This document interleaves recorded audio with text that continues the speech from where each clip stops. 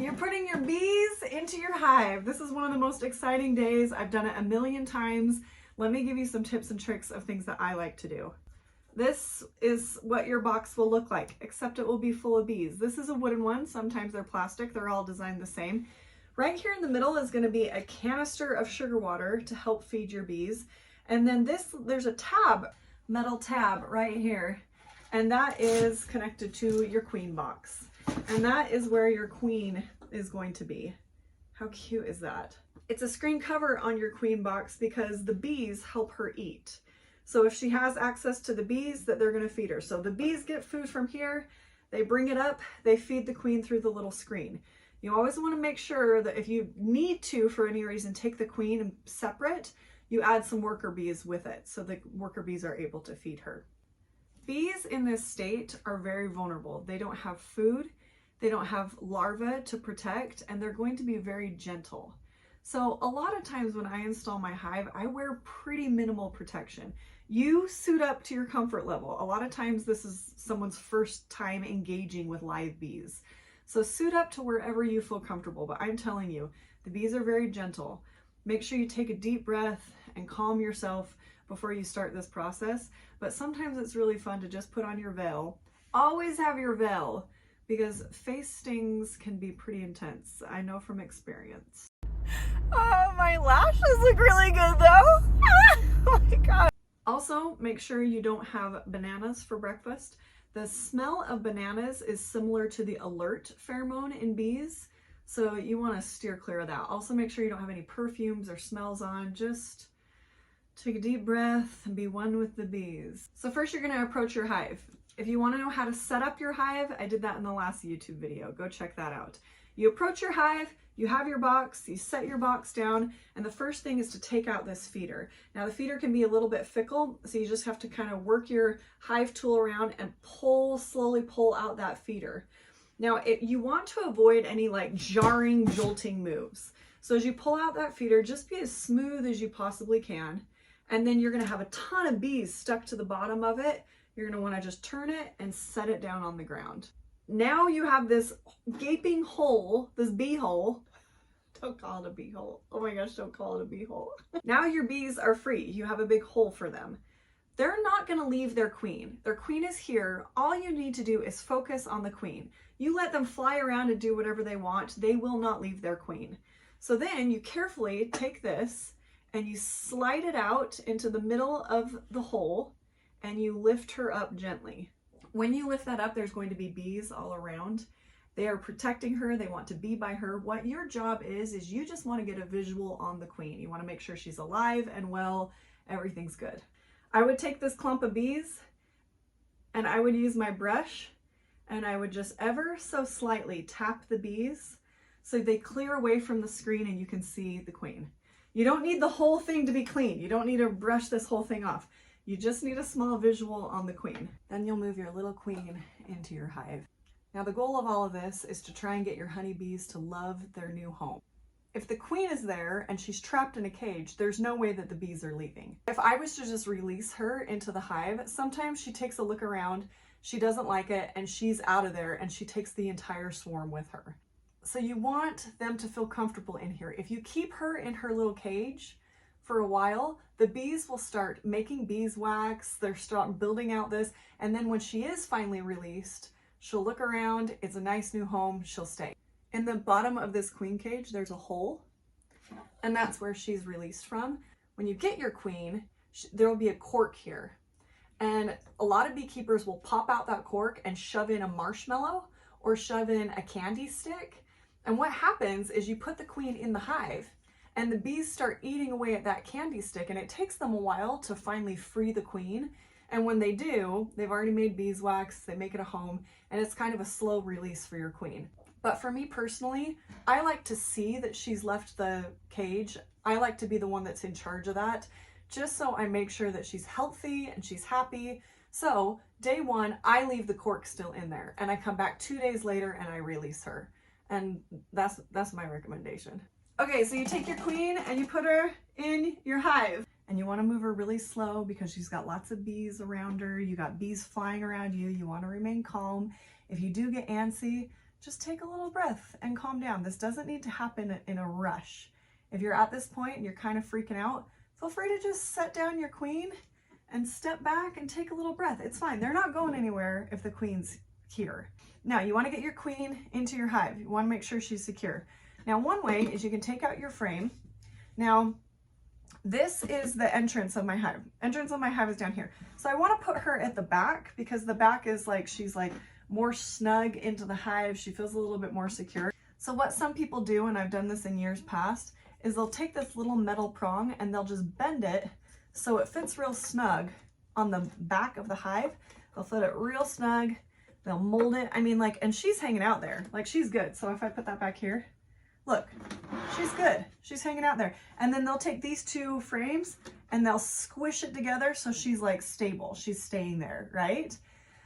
This worked for me because then you put the cover on the top and it kind of holds her there. This worked for me, and this was great for quite a while. I had 2 incidences where something happened, and because this was kind of unstable, it fell. And when it fell down in the hive, it landed screen first on the ground. And what happens if it lands screen first is that the bees can't feed her, and I came to a hive and I had a dead queen. And that's a drama that we're going to talk about another day. But here's the deal. So this is another way that I like to do it. Found that it's very secure. Now, we talked already about how we have our foundation, foundationless, foundation, foundationless pattern going in our hive. So you have 2 frames here that have foundation, and then you have in between them, you have your frame that does not have foundation. I bring with me to the hive my bag of rubber bands, and I take rubber bands and I just start putting them on this frame like this, all in the back. I'll do maybe, I don't know, 5 or 6. Make sure there's like a snug little area right here, and I'll take my queen and I just nestle her right in between these elastics. She's secure. She's not going anywhere. I make sure the screen is up. She's laying down, right? The screen is face up. I make sure she's face up so everyone can feed her. It's just a cozy little spot for her. And then I put her back down in here. Another great thing is that when I close up the hive, again, you want to make sure those frames are really tight so they start making comb in the proper places. If you went the other route and you just have your box, your queen like this, and you hug it on the edge and then you squeeze these together, you're going to have some negative space. So you have all your frames squeezed together. You're going to have some negative space right here, and it's potentially the bees could start building beeswax in there. If you're not really good about coming back day 2 and you let it sit for a while, you could have a bit of a mess on your hands. So if you do it this way, you get your queen, put her snug inside there, and then you put this. They're going to build wax in the right place. The queen is secure towards the back of the hive, and there you go. Okay, so queen is in, she's secure. Then you take your package of bees. They're still like, it's still going to be like 90% of the bees are in here. There's going to be tons flying around, but you're going to have a ton in here. Now, the best thing to do is to do it quickly. A lot of beekeepers don't like the shake method because they say it's cruel to the bees, and they'll even take out a bunch of these frames and put this box down inside your hive so the bees can crawl out. I find that they just start making beeswax in here. They include this as part of their hive, and it can be a mess. Some beekeepers don't shake it, and they'll just leave this right by the entrance of the hive so the bees can crawl out and go into the hive. But it takes them a while to do that. I think the best thing is to just get them in there as quickly as possible. I've never had any issues with this method killing any bees. Bees are very resilient, and I think they have a good time. They're all going to be towards the top. You want to do one good slam down so they all fall to the bottom. Then you're just going to take it and you're going to do a really big shake, and you want it to feel like you're really jolting them. And then you do one good shake this way, you jolt it this way, you jolt it this way, and the bees will fall.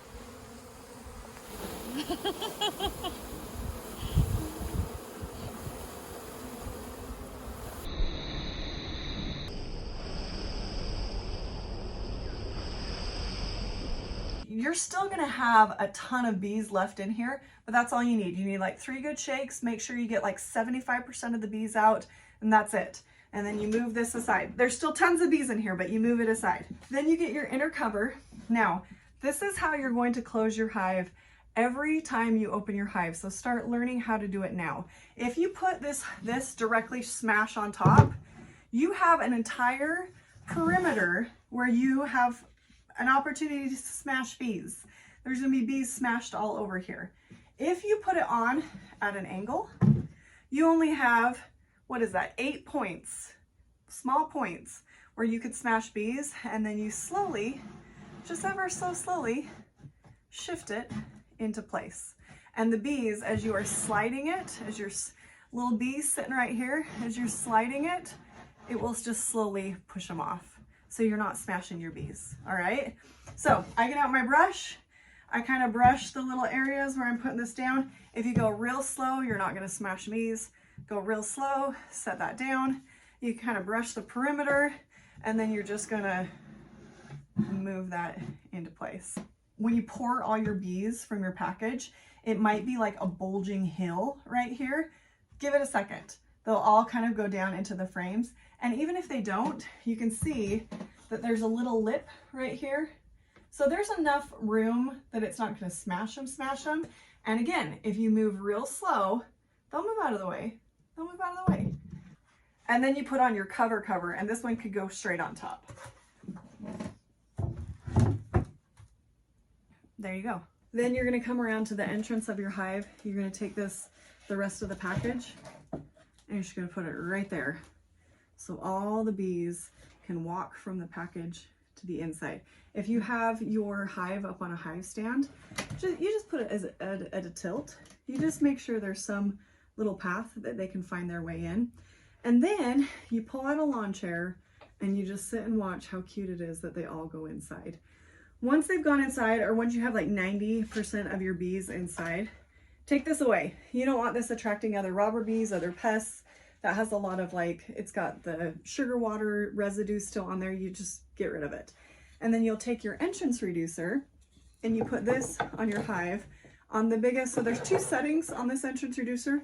You can have a small opening or you can have a big opening, depending on how you rotate it. And so I would put it on your bigger entrance.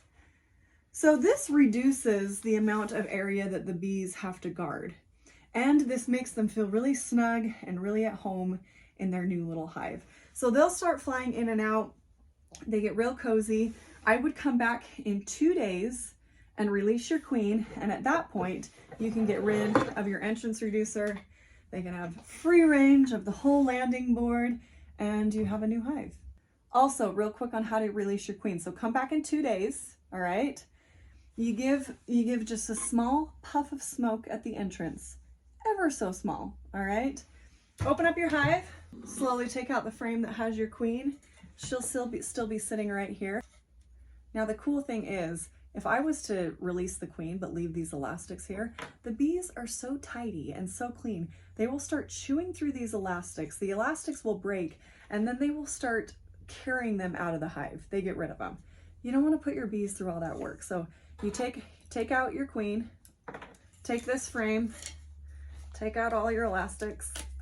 Might even have some beeswax starting to build off here. It's really cool to see how fast they build. Then if you have a small flathead screwdriver, make sure you bring that with you, or like a nail or something. You get that cork, dig it, and pull out that cork. Now, right as the cork is about to pop out, you hold it really close to your hive. Hold it down inside your hive and get a visual of the queen leaving and going. And she likes dark spaces. She likes to be surrounded by her bees. So she will disappear into the frame so quick. Sometimes it's hard to see. But while you're here and digging out the cork, you can see. You can get a visual on her. You can make sure that 2 days later, she still is healthy and happy. The bees like her. And then, after that point, ever so slowly, because you don't want to squish your new queen, you just ever so slowly move this frame back into place. Make sure your frames are all snug. Do it real slow. You don't want to be squishing anyone. Make sure they're all snug. And then once again, with your diamond format, move your top cover on, slide it into place, and then your top cover on. and then you don't touch your hive for 2 weeks. One thing I forgot to mention is you want to make sure your feeder is in there. I would get your feeder set up before you open your package, before anything happens. Your feeder's in there, you got your elastics, you're good to go, and make sure that it is packed full with sugar water. So bees have something to eat while they're collecting and foraging food that they don't already have. So make sure that's in there. And there you go. You'll have a new hive. It'll be all set up and good to go. It is the most exciting day of the year, that first interaction with your new hive. And I strongly believe, through things that I've read and studied, that bees have facial recognition, they understand our scent, and they recognize who we are. So this is your first interaction with your bees, so make sure it's a good one. Make sure you're kind. Make sure you move slow. And yeah, good luck. Good luck. Let me know if you have any questions.